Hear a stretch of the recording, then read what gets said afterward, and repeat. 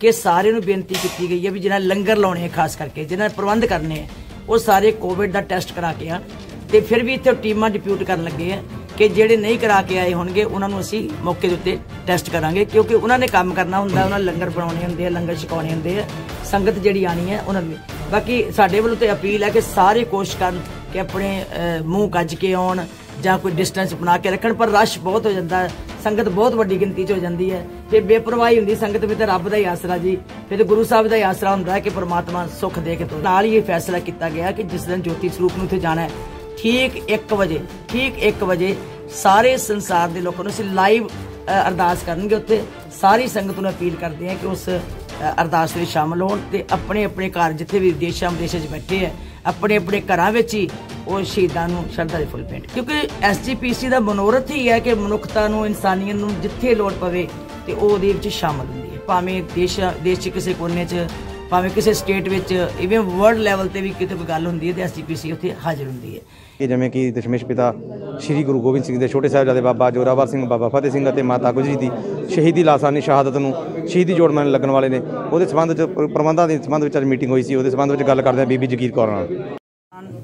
साडे मेन जिहड़े जथेदार साहबान है वो सारे आए सी कि इस समागम दी तैयारियां संबंधी असीं सारा जायजा ले लीए ते वख-वख जिहड़ियां इन्हां दी जिम्मेवारियां लाइयां ड्यूटियां लाइयां ये उहदे संबंध विच जानन वास्ते आए सी। दूसरी गल कि एडमिनिस्ट्रेशन दे नाल असीं सारे प्रबंधां दे संबंध विच जो उन्हां दे लायक काम है जिस तरह सिक्योरिटी दे पक्ष तो पार्किंग दे पक्ष तो जां जिहड़े कोई रस्तियां दी सफाई दे पक्ष तो होर जिहड़ियां लाइट्स लाउणियां कैमरे लाउणे है वो सारियां दे संबंध विच असीं डिस्कस कीता कि जिहड़ी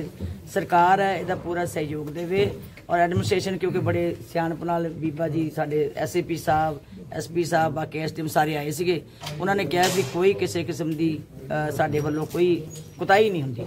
सो असीं भी उन्होंने कहा कि साडे वल्लों कोई किसी किस्म का तुहानूं रुकावट नहीं होएगी जिथे भी तुसीं प्रबंध अच्छा करना सकते हैं वो करो। सो सारे इत्थों लैके ज्योति स्वरूप गुरुद्वारे तक पूरे कैमरे अगे लगे हुए हैं पहला भी कैमरे लगे हैं तो 100-125 कैमरा होर लाण लगे हैं तां जो कोई शरारत भी हो सकती है कोई किसी गल दी हो सकती सो सारिया चीज़ों का ध्यान रखा जा रहा 3-4 थावां दे उत्ते वड्डियां पार्कां 20 एकड़ दी बना दित्तियां तां जो संगत जिधरों आनी है उधर पासे उहदी पार्किंग का प्रबंध किया जा सके। असी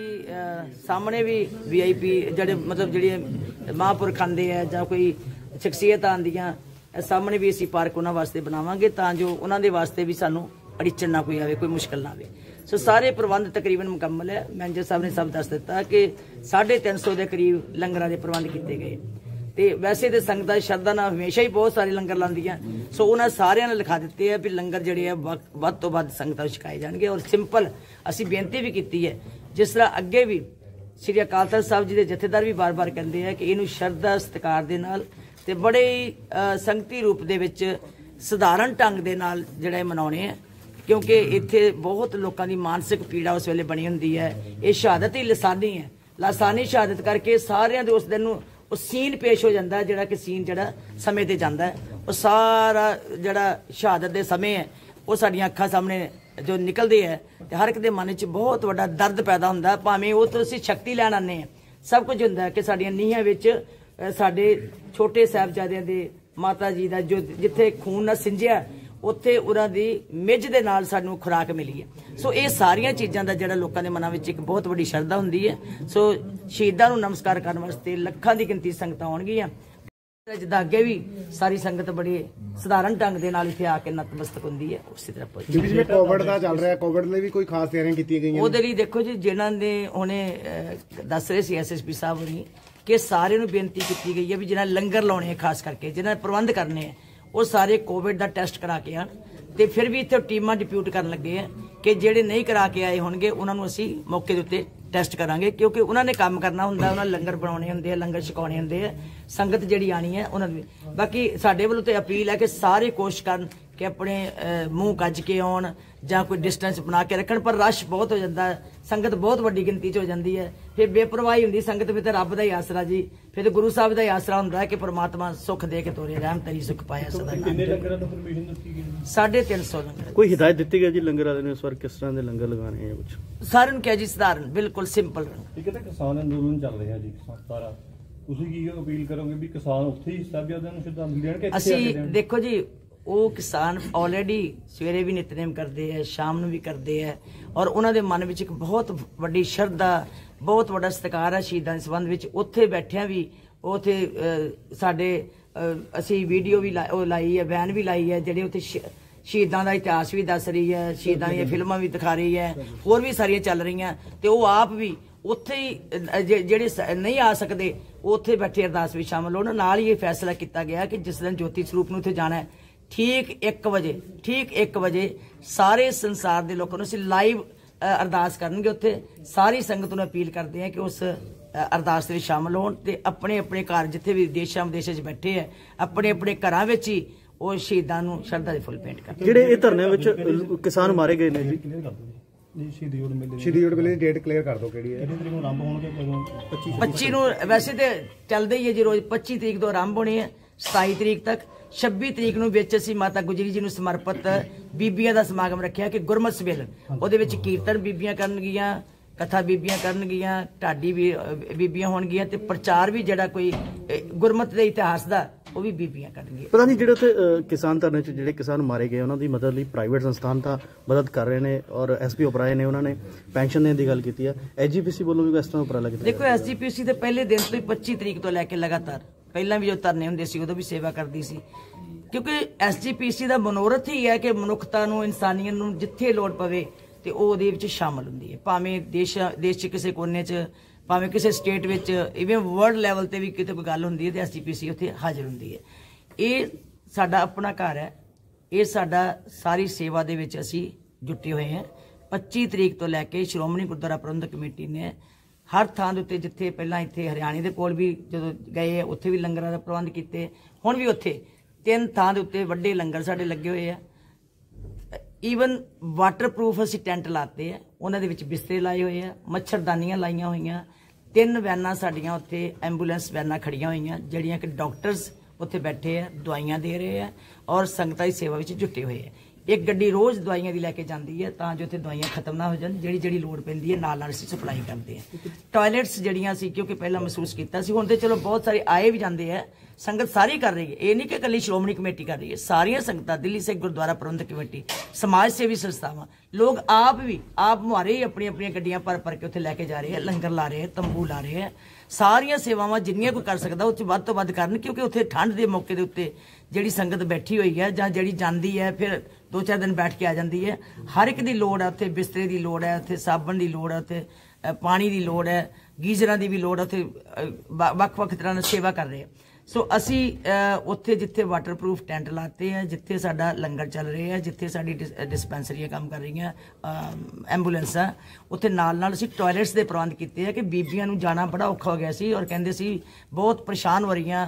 ਉੱਥੇ ਵਾਸ਼ਰੂਮ ਵੀ ਵਿੱਚ ਬਣਾਏ ਆ ਤੇ ਨਾਲ ਟਾਇਲਟਸ ਵੀ ਰੱਖੀਆਂ। ਤੇ ਹੋਰ ਵੀ ਕੱਲ ਮੈਨੂੰ ਮੰਗ ਆਈ ਸੀ, ਉੱਥੋਂ ਉਹਨਾਂ ਨੇ ਫੋਨ ਕੀਤਾ ਸੀ ਕਿ ਹੋਰ ਵੀ ਇੱਕ ਪਾਸੇ ਦੇ ਉੱਤੇ ਟਾਇਲਟਸ ਲਵਾਓ। ਮੈਂ ਦਿੱਲੀ ਦੀ ਸਾਡੀ ਪ੍ਰਧਾਨ ਹੈ ਬੀਬੀ ਰਣਜੀਤ ਕੌਰ ਜੀ ਤੇ ਸਾਡੇ ਮਾਨਸਾ